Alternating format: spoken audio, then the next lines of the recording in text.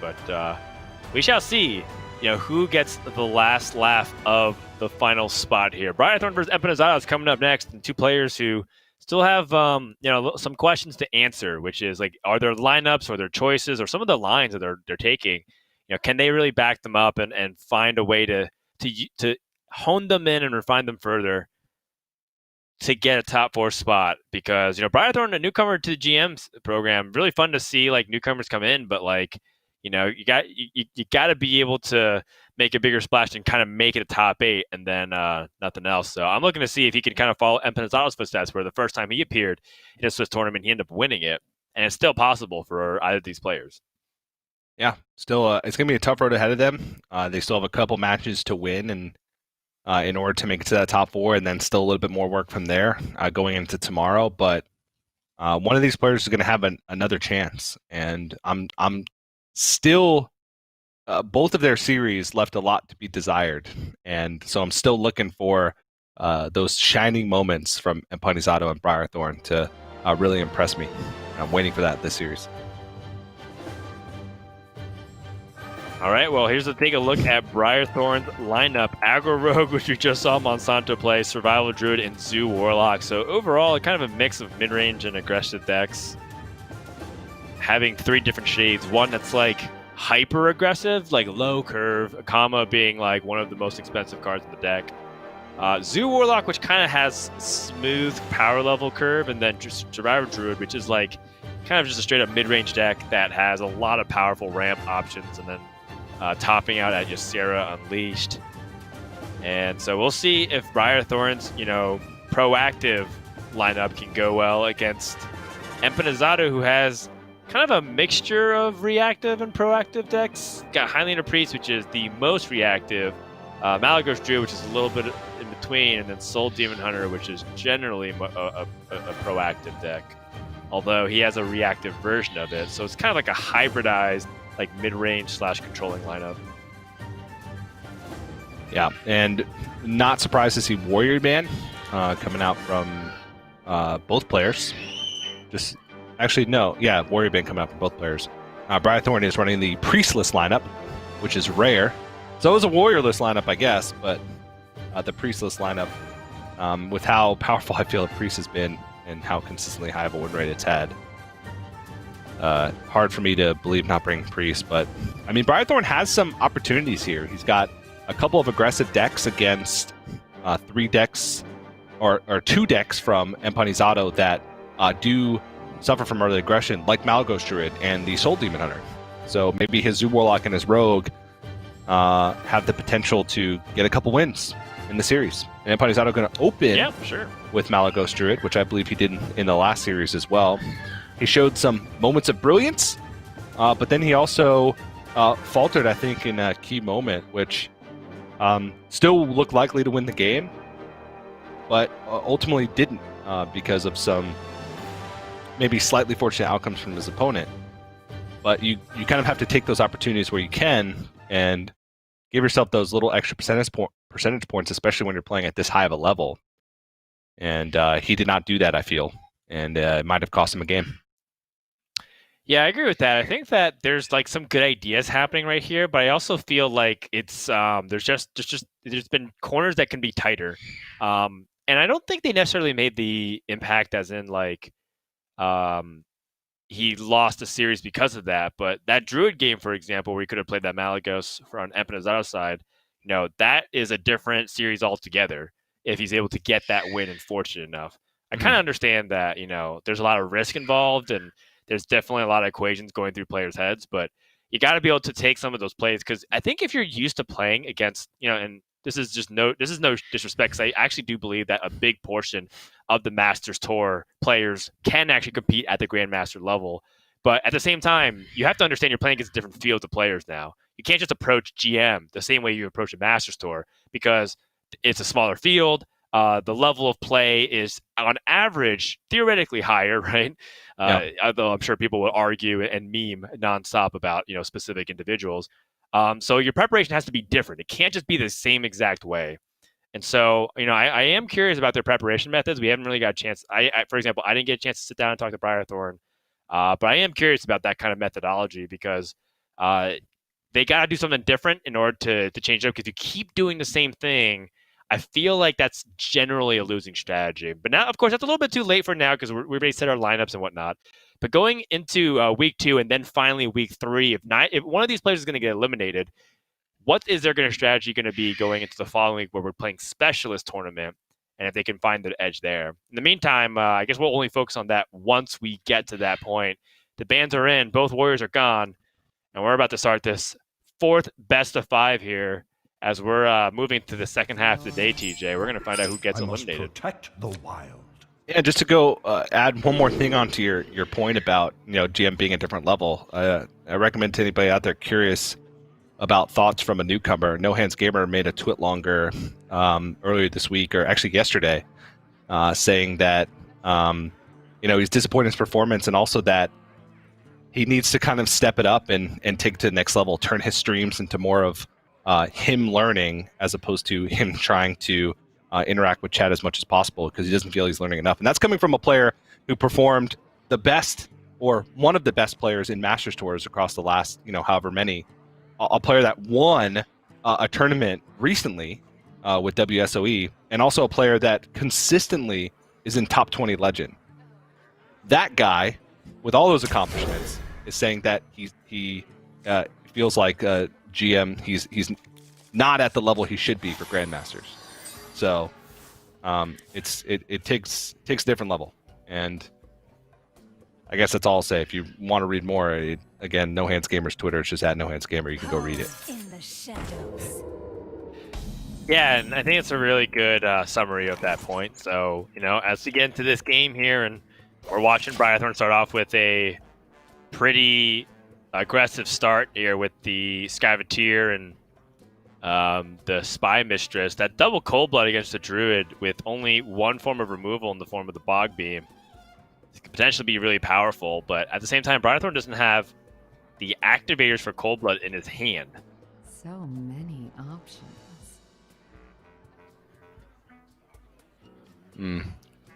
Kind of hesitating here.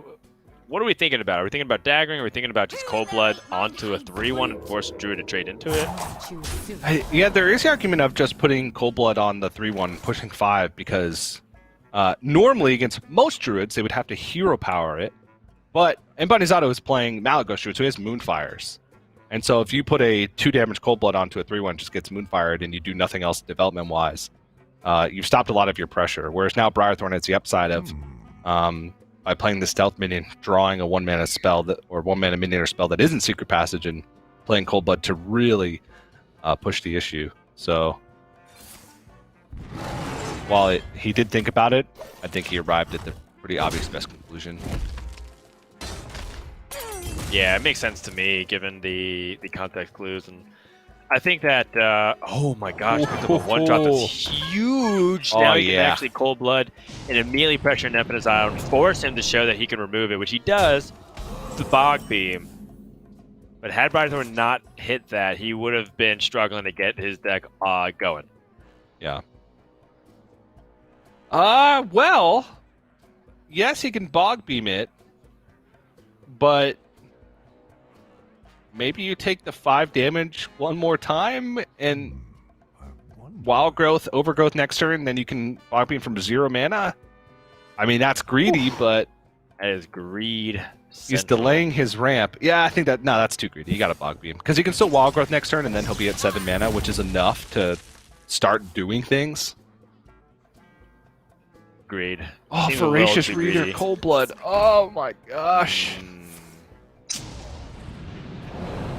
I mean, that's exactly what you're looking for as Rogue, and now Empanizado kind of back in the exact same spot as he was before, except he can't remove it. He 2 Secret Passages in the hand. Briarthorn looks like he should be able to get ready to close this out here. Yeah.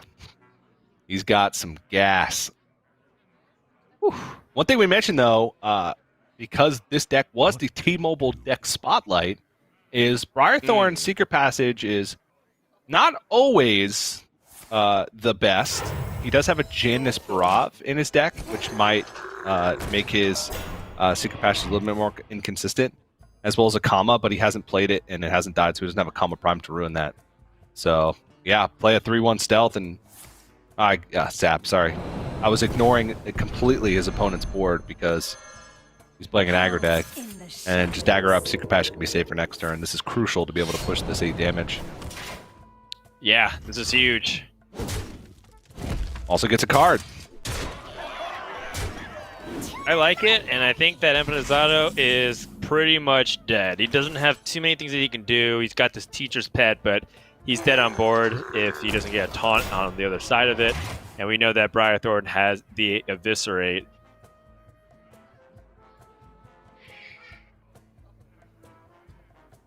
I guess you can first see what's behind the teacher's pet, but I don't think there's any taunt that can come out of it that'll stop him.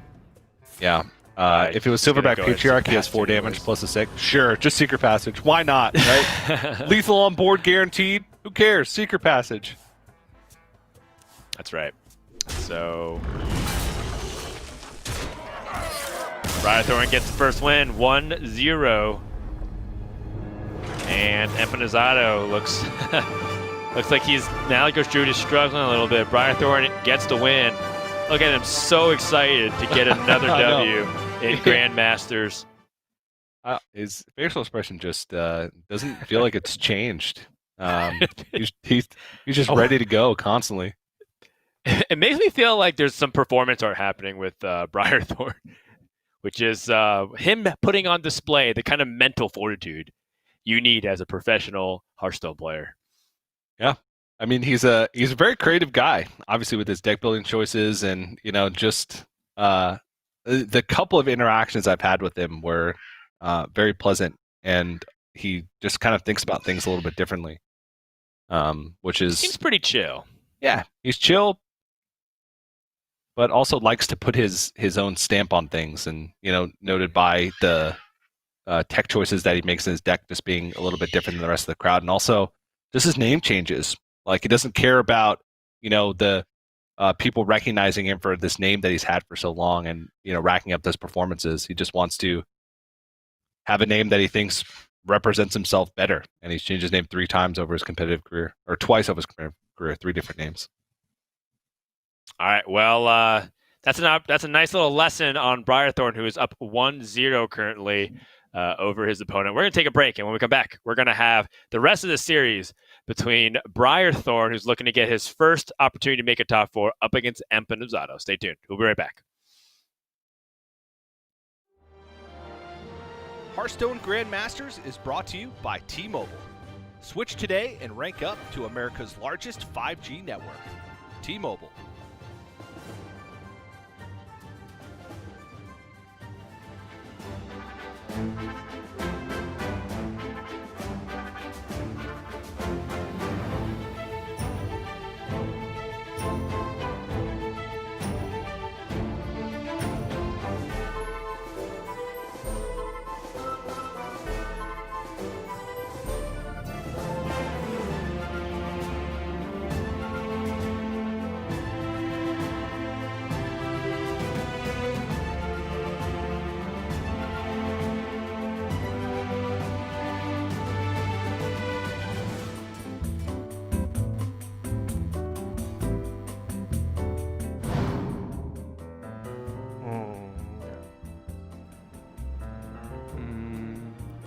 제가 그러지 못하기도 하고, 그래서 이제 그런 재밌는 사람이 되기를 원하고. 둘 중에 하나 선택해야 된다면 제일 똑똑한 사람이 되고 싶어요. I would rather be the funny man than intelligent man, but in fact, I think I am the intelligent man, not funny man. 我会选择做一个最快乐的人吧，就是最快，因为我觉得，在一个很多人的地方的话，很多人的地方很需要有一个就是很懂得搞气氛的人，不然会很无聊。I feel like being the funniest person in a room requires a lot of energy. It's very exhausting, I feel like, and I'm just more chill, laid back. I'd rather be the most intelligent person. 比较搞笑，比较开心啊，会让很多人开心啊。Do you think you are the most intelligent person in this room? Do you think I am the most intelligent person in this room? No, I think Soto is the most intelligent person in this room.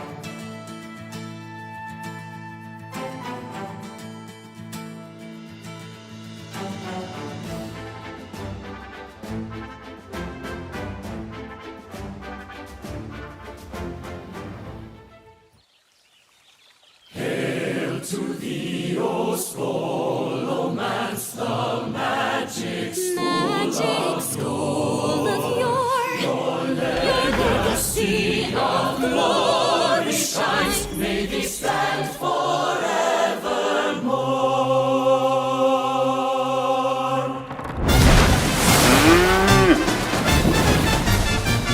Take your place where magic bends to your will, but you'll have to study hard. So many clubs and colds. Excuse me, I misspoke. Take your pick out in the yard. Test your brains or put their spells for a double major honor roll. Just be sure to stay upstairs in the hall. Those troubles on to steal your soul. They're kidding, of course. Dear Magic Scooby Dolls, just stay right and true. Oh, so we love you. Hey, hey, USA!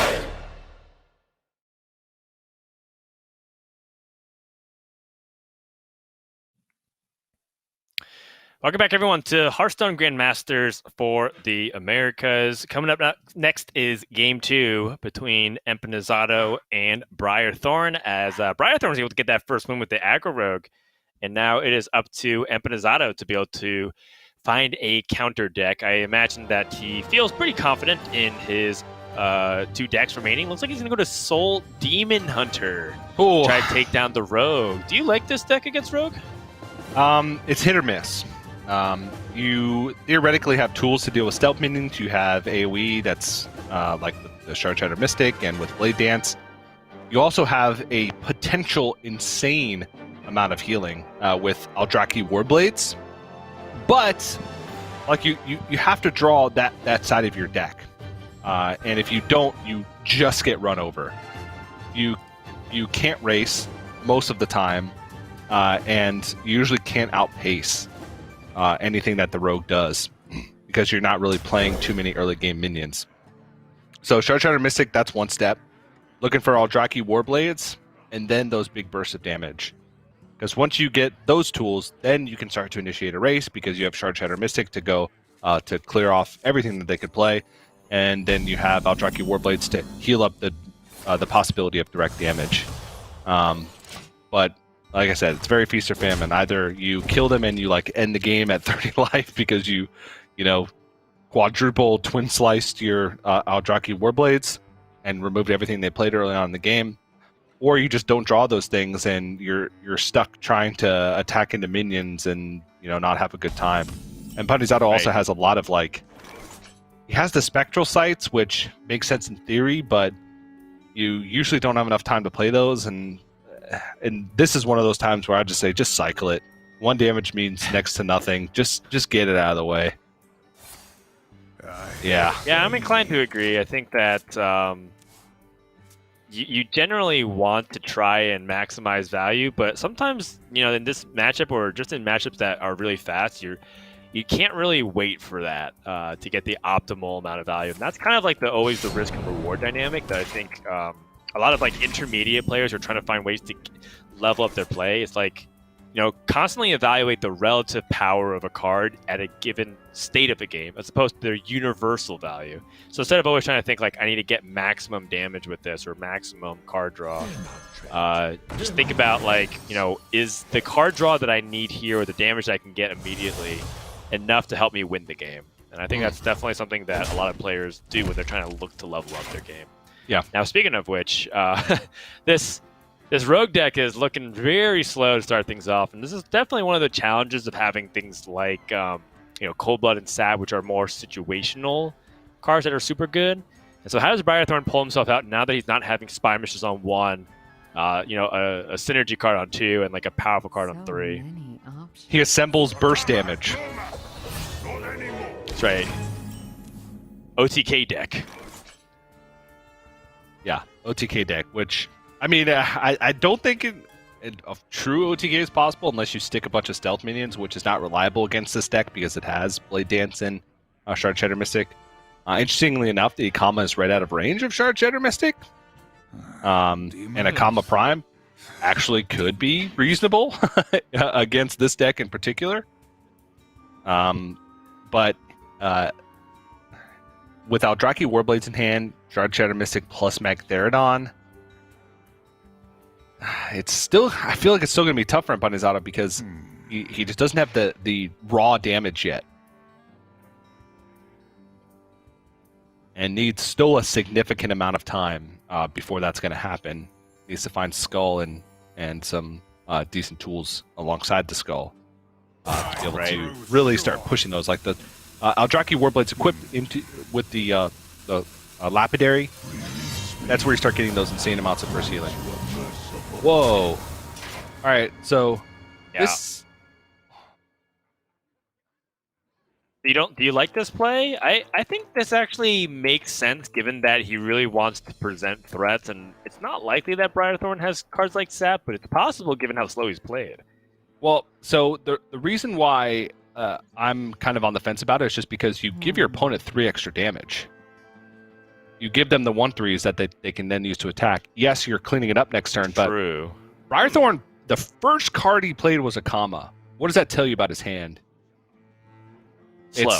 It's Secret Passages, it's Cold Blood, it's Eviscerates, it's Saps. A cruel fate awaits you in the ashes. But I guess his other play would have just been Marl Slicer, in which case he's taking damage anyway. And maybe he doesn't have a great way to deal with Akama after that. But I mean, I'm fine with Briarthorn just cashing in. Sure, have the Shard Shatter Mystic remove my board. That one I'm not so sure about. Backstab. I just want to push everything to face, including the weapon swing. Does the 1 actually matter here? I guess so, because because if he has the Mystics, he's going to clear it off anyways.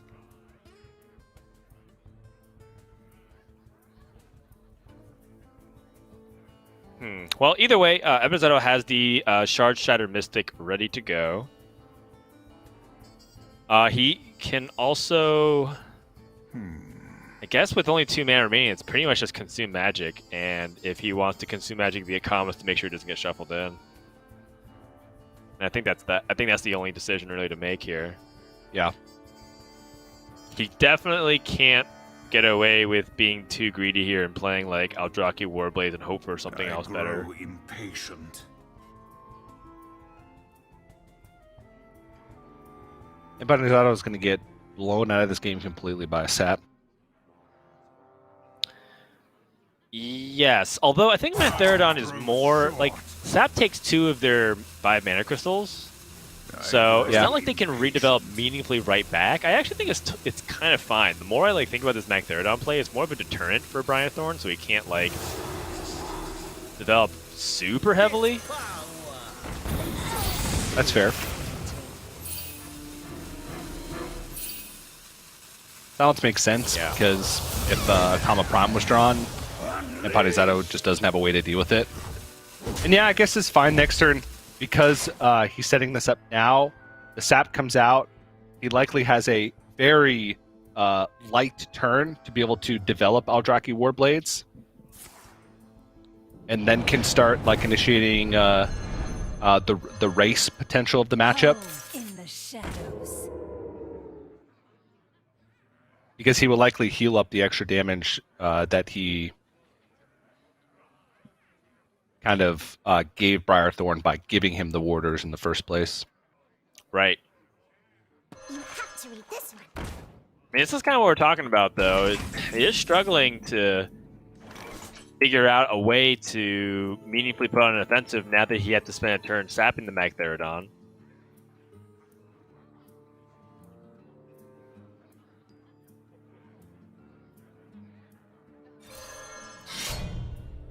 Yeah, Marrow Slicer, I guess, and the Soul Share, this is the only way you can put on meaningful offensive. I think with the Rogue, in this matchup, you really got to kill them before they kill you. And I like setting this up because you got the Sociologist Militia as well. Mm-hmm.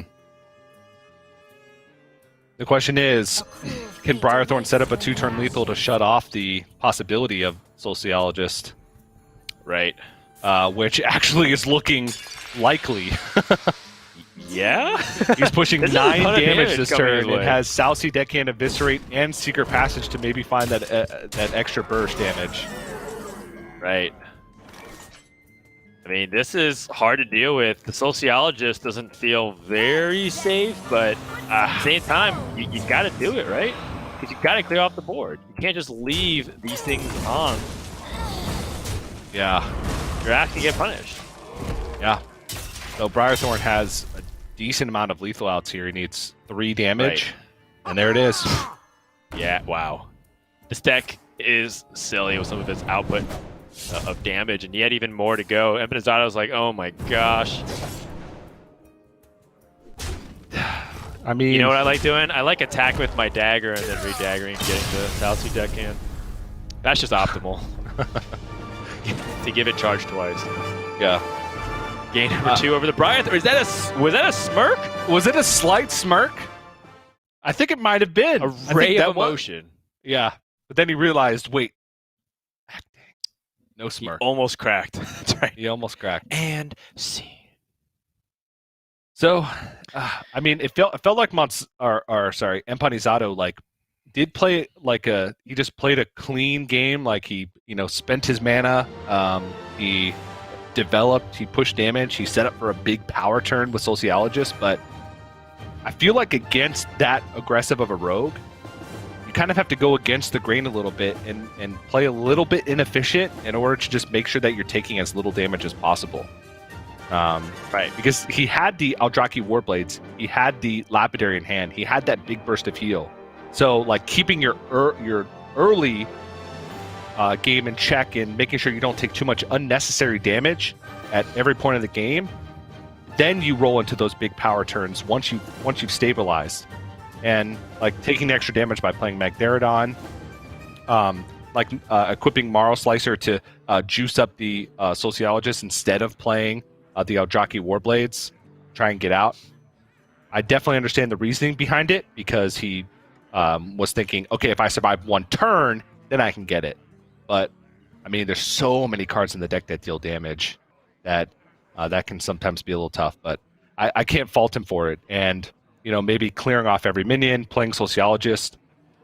If he dodges damage for 1 turn, he wins the game, and it just hasn't happened. But from what we've seen so far today of Rogue, it just feels like they do always have the damage.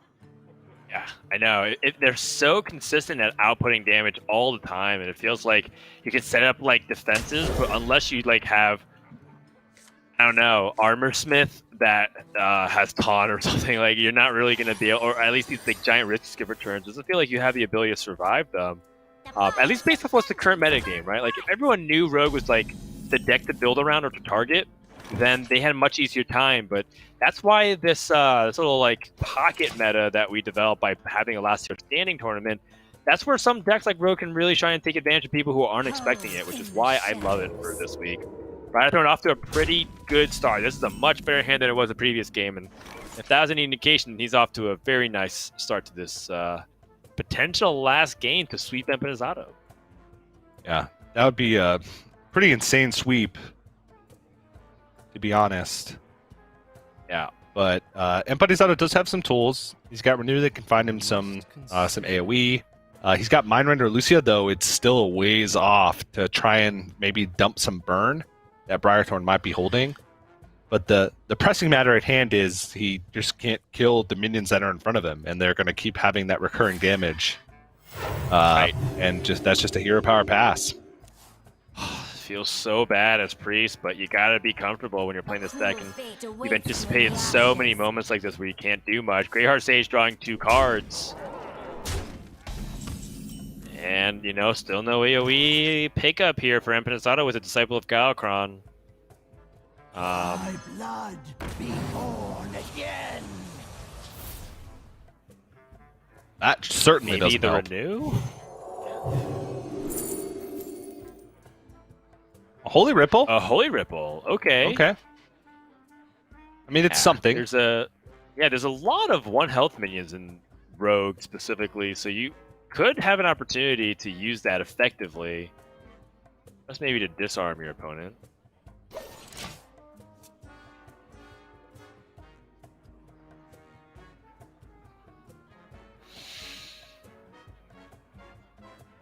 So Briarthorn picks up the Worgen Infiltrator here. What's the best way you can maximize without overextending into something like Holy Nova?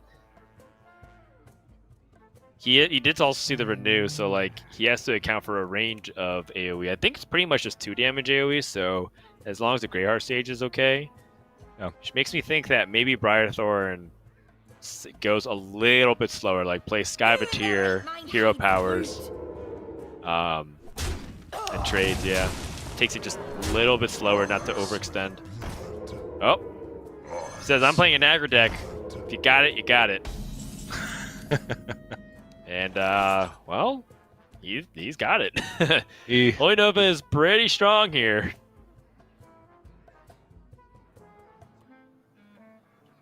I understand him dumping here because even if there's AoE, he has Ashdown Slayer. He does have Secret Passage to be able to reload onto the board. So there are still things for him to do, but this will be pretty devastating. Oh, it's super devastating. Yeah, this is the kind of board that like you're just hoping that your opponent doesn't have like the AoE to it. And to be fair, he's proven that he doesn't have the AoE because he's had several chances to do it early game.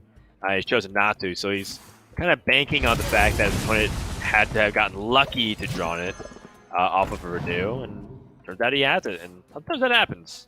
Yeah.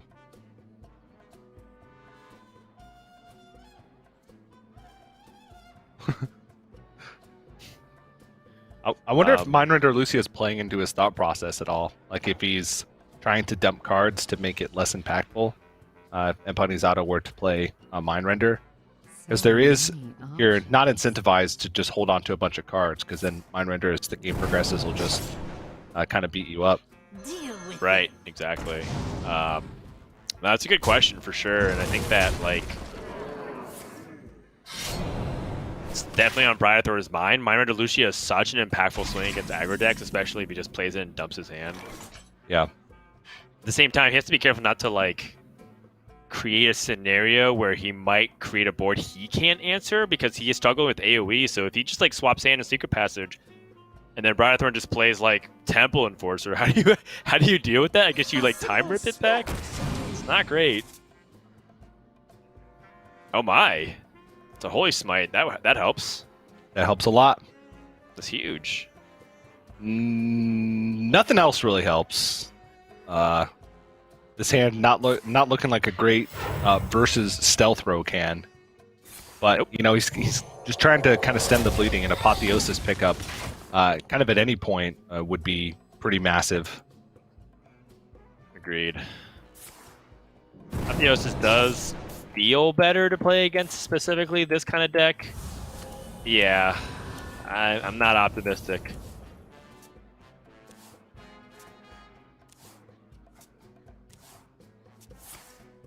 Okay. All right. Pretty reasonable. The Voracious Reader is actually pretty solid as well because it helps him draw 2 cards and then he'll be able to swap hands. And I like the kill here to shut off Apotheosis, so just sink 3 damage into it. Can't really ignore minions on priest side very much, and Gets to continue sticking him. 11 health. It's looking good for Briarthorn at the moment. Okay, is there any combination here? Oh, jeez.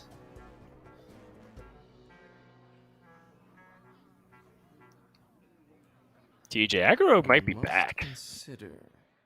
Back in a big way. Yeah. I mean, this looks hard to beat. But the amount of consistent pressure that it's able to output all the time. My blood. Okay. What? I mean, I guess it's the he's only like thing. desperately looking for some kind of minion to turn the tides, but looks like What? Empanizado is just dead. Yeah, he could have gotten like Cabal Acolyte, then played Inner Fire on it, stolen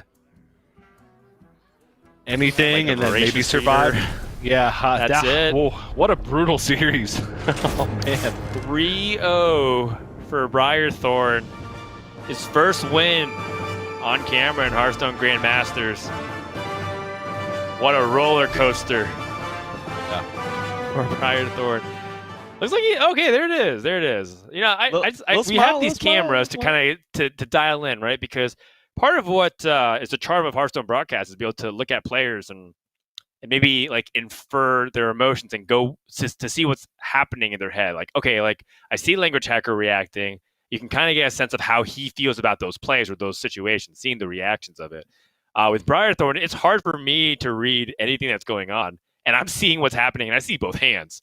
So it's like I feel like these are going to be big moments, these impactful emotional moments, and then nothing happens. So, you know, the man is immovable, unflappable, if you will, TJ. Yeah, that's that seems to be how it is, but maybe he's just holding back because he wants to try to appear like just a another day on the job. 3-0 people with Aggro Rogue, and you know how fitting for our T-Mobile deck spotlight. It crushes everything. It crushes everything, yeah. 3-0, and now Briarthorn will get another chance, this time against Monsanto. 3 unique opponents for Briarthorn, and so getting the full gauntlet here, and there's still a chance at top 4 for him. That's right. So with that brings us to our last series of the day, and we're going to take our final break so that Briarthorn can get a few minutes to calm down from that series. And when we come back, we're going to have the final best of 5 for day number 2 here at Hearthstone Grandmasters of America. Stay tuned. We'll be right back.